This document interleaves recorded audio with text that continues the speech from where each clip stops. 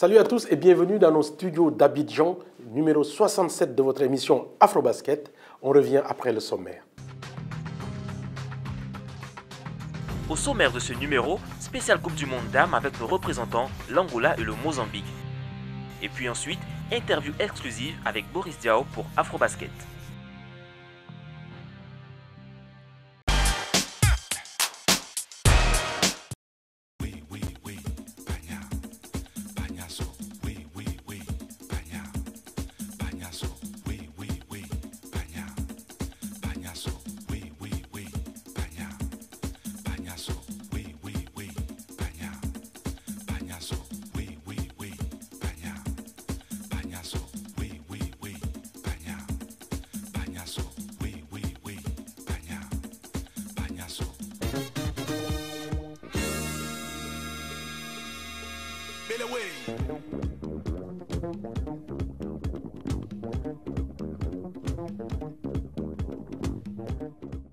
Et nous ouvrons cette émission avec la prestation de nos représentants à la Coupe du Monde féminine en Turquie. Le champion d'Afrique, l'Angola, était logé dans le groupe D, en compagnie des États-Unis, de la Chine et de la Serbie. Un tirage au sort difficile, voire même insurmontable. On regarde. Le champion d'Afrique, l'Angola, était logé dans le groupe D, en compagnie de la Serbie, de la Chine et surtout des États-Unis d'Amérique. Dès le premier match, face à la Serbie, les filles du coach Hannibal Moreira vont boire le cali jusqu'à la ligne. Résultat final, 102-42. Au premier quart, les Serbes ici en blanc laissent passer la fougue des premières minutes des Palancras Negras en rouge et s'installent dans la partie avec un jeu basé sur les attaques placées qui font en définitive mal à l'Angola qui s'incline à la fin de la période par 22-10. Les Angolaises ne font pas mieux dans le deuxième quart-temps. Score à la mi-temps, 46-18 pour la Serbie. La troisième période est celle du réveil des Angolaises qui ne prennent que 9 points d'écart, score 27-18. La débauche d'énergie du troisième quart-temps est fatale pour les championnes d'Afrique qui prennent une raclée 29-6. Score à la fin de la rencontre, 102-42.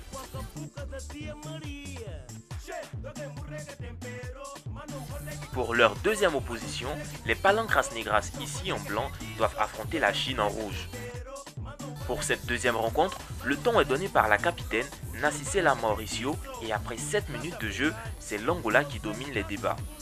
Les filles de Hannibal Moreira vont se faire rattraper au score et perdre le premier quart-temps 10-15. Les Angolaises vont alors sombrer à la deuxième période et ne marquent que 5 petits points, score à la mi-temps 30-15 pour la Chine. Le troisième quart-temps n'est guère mieux. Il faut alors attendre la quatrième période de la rencontre pour assister à la révolte des Angolaises qui donne matière à réfléchir aux Chinoises. Mais il est trop tard. Score de la partie 39-65 pour la Chine.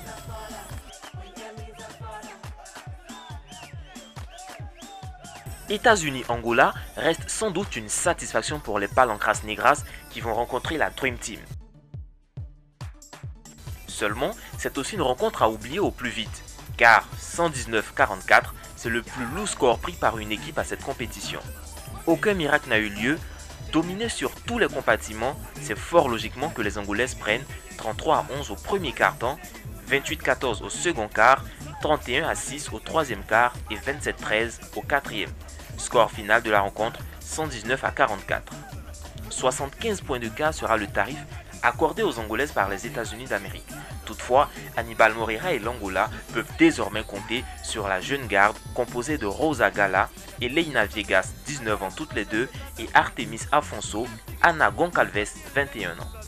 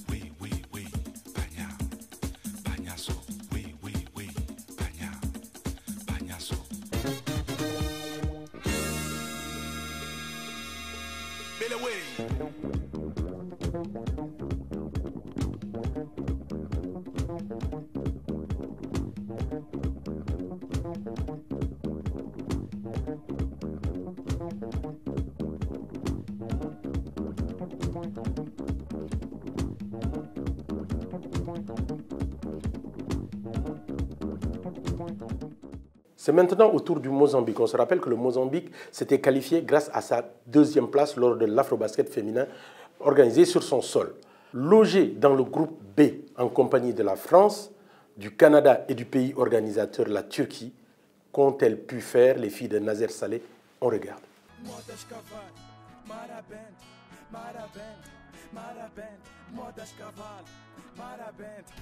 Logé dans le groupe B en compagnie du Canada, de la France et du pays organisateur, la Turquie. Le Mozambique, ici en blanc qui évoluait dans la ville de Ankara, dès son entrée en lice face au Canada en rouge. Un premier quart très disputé où Deolinda Ungulela allume la première mèche grâce à un tir à 3 points. Le Mozambique reste en tête durant pratiquement toute la période et se fait reprendre à 1 minute de la fin du quart-temps, score 18-22 pour le Canada. Le deuxième quart sera à l'avantage des filles du coach Nazer Saleh qui l'emporte 14-13. Score à la mi-temps 32-35 pour le Canada. Fort de leur expérience, les Canadiennes vont gérer ce léger avantage dans les 2 dernières périodes, score à la fin du match 54-69 pour le Canada. France-Mozambique est la deuxième rencontre pour les vice-championnes d'Afrique. Et dans cette partie, au grand talent de Léa Dongué, les Françaises répondent par un jeu rapide basé sur des contre-attaques, score à la mi-temps 47-21 pour la France. C'est tranquillement que les Françaises ont déroulé et assuré une victoire facile face aux Mozambicaines. Score de la rencontre 89-45 pour Céline Dumerc et ses coéquipières.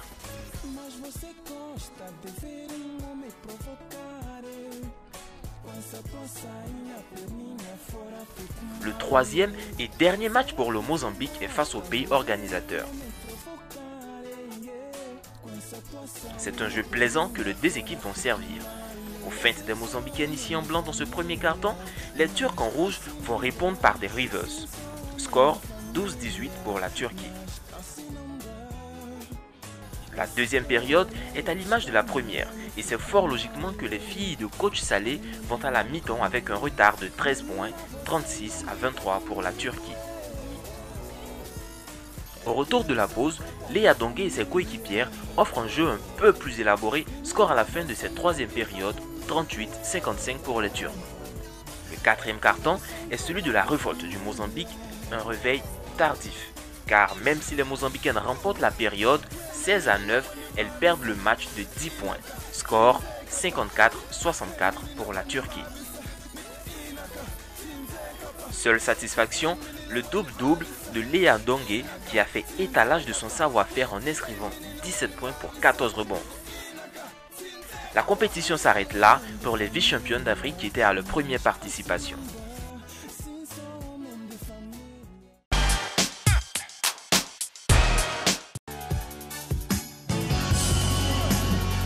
Like 20 G's from Gino. Tell that motherfucker to get this nigga next door up out of here. That nigga be snoring all night. I can't sleep. And call that big butt nurse with the long hair to come suck my dick. Yeah, boy, come on.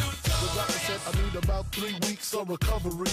But the nurses is loving me, saying the best part of the day is my half. Feeding me breakfast and giving me a sponge bath. Niggas say I died dead in the streets. Nigga, I'm getting high, getting head on the beach.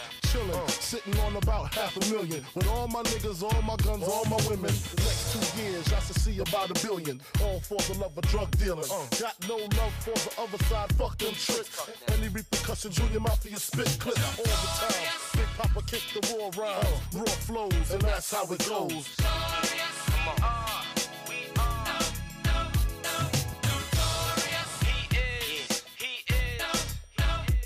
This for my niggas slinging things, hammer ringing kings, truck necklace, igloo, ringing things. For the bitches who see them rims spinning grin, that shit with the B trimmed and wings. Heavy and larger, silver spurs to wrath. On the road to the riches, more furs to drag. More niggas to kill, then birds to bag. Hit the jeweler and splurge the tab. Hops out the truck like Trick, what up? Call me Sean if you suck, call me gone when I nut. That's the end of us, get your friend to fuck.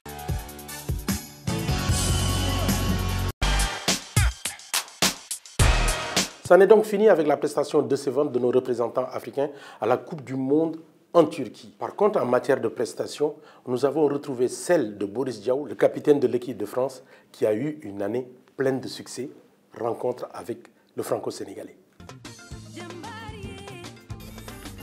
Tout a commencé pour Boris Dio par un titre NBA avec les Spurs de San Antonio face à une équipe pas facile à manœuvrer, Miami Heat. C'est finalement au terme de 4 victoires contre une que Boris et ses partenaires sont venus à bout des Miami Heat. Ah, pour moi c'est génial hein, parce que de toute façon c'est le rêve de tout basketteur aujourd'hui. Quand on est aux États-Unis, gagner un titre NBA, bah, c'est le must. Il n'y a rien de mieux et donc toutes ces années à essayer de l'avoir. C'est ma 11e année en NBA. Des fois il y a des joueurs qui font toute une carrière et qui ne vont jamais en gagner un. Donc le fait de le gagner, c'était vraiment une délivrance. Ce sont donc des vacances bien méritées que le franco-sénégalais passe à Paris en compagnie de ses potes, mais le ballon orange n'est jamais loin. Ça me fait plaisir de venir pour 2 raisons. Déjà pour Mamoudou Diarra, avec qui j'ai joué à l'INSEP quand on avait 15-16 ans. On jouait déjà ensemble. Après j'ai joué des années avec lui en équipe de France.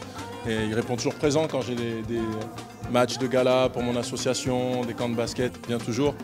C'est pour son association, je trouve que c'est une œuvre qui est noble. Et cela n'est pas fini, car Boris doit enchaîner sur la Coupe du Monde de basket en Espagne avec l'équipe de France dont il est le capitaine. Bien sûr, je serai présent avec l'équipe de France. De toute façon, il y a toujours deux carrières en parallèle pour ma part. Les clubs professionnels, chaque été l'équipe de France. La suite, on la connaît. 9,2 points, 4,6 rebonds et 4 assists en moyenne par match. Et la cerise sur le gâteau, la médaille de bronze arrachée à la Lituanie après un match interminable et à sensation dans les dernières minutes. Aujourd'hui, l'heure est à la reprise du calendrier de la NBA. Boris n'a pas eu beaucoup de temps de vacances et la saison sera longue. C'est cela, la vie d'un professionnel de haut niveau, jamais loin de son instrument de travail.